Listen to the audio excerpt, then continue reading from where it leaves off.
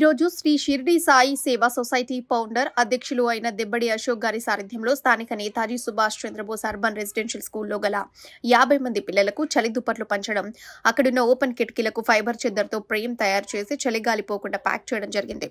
అక్కడున్న సమస్య ముఖ్యంగా నీటి సమస్య. ఇక్కడ దాదాపుగా 25 రోజుల నుండి నీరు లేక ఇక్కడున్న పిల్లలు ఇబ్బందులు పడుతున్నారు. దానికి కూడా కొంత డబ్బులు ఖర్చు చేసి నీటి వసతిని కల్పిస్తామని చెప్పడం జరిగింది. ఈ కార్యక్రమంలో సొసైటీ ఉపాధ్యక్షులు నాలమ్మ అనిల్ కుమార్, ఈ సొసైటీ అధికార ప్రతినిధి సురేష్ భాస్కర్ వారి మరియు సంస్థ మేనేజర్ పసుపుల రాజు, ఆ స్కూల్ సెక్టోరల్ అధికారి శ్రీకాంత్, అక్కడి స్పెషల్ ఆఫీసర్ అయిన ప్రశాంత్ రెడ్డిలు పాల్గొని వారిలో ఉన్నారు.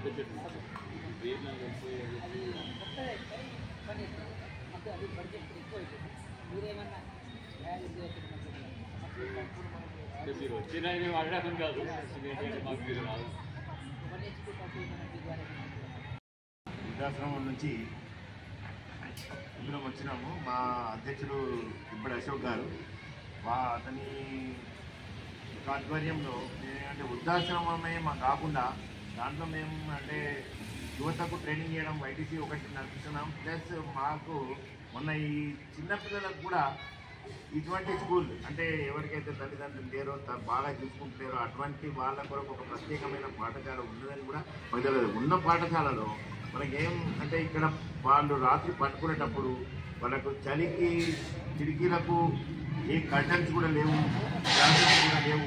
అటువంటి పరిస్థితుల్లో చూసిన తర్వాత వీళ్ళకి చలి తట్టుకోవడానికి బెడ్షీట్స్ కూడా లేవని తెలిసి మేమేం చేసినామంటే మా సాయి వృద్ధాశ్రమం గురించి నుంచి ఈ ఏదైతే కిటికీలన్నింటినీ మోయడానికి సపరేట్గా ఒక కార్పెంటర్ని తీసుకొచ్చి మంచి దానికి ప్యాకేజ్ ఇస్తున్నాం. తర్వాత ప్రతి పిల్లవానికి కూడా మనం ఈ చలికాలం వాళ్ళు తట్టుకునేటట్టు ప్రతి ఒక్క ఇవాళ కొంచెం తక్కువైనా మిగతా వాళ్ళకు కూడా అందరికీ ఇచ్చే ప్రయత్నం చేస్తాం.